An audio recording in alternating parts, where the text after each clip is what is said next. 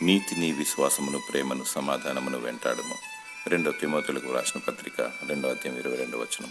గొర్రెలు మేకలు విడిపోయే కాలం వచ్చినది, గోధుమలు గురుగులు వేరు చేయబడు కాలం వచ్చినది, నీతిమంతులు పాపులు ఎడబాటు కలిగే కాలం వచ్చినది. ఇది ఫిల్టర్ యుగం, కడవరి కాలం. ప్రభువైన యేసుక్రీస్తు రాకడ ఆసన్నమాయను. కనురెప్ప పాటున వధువు ఎత్తబడును.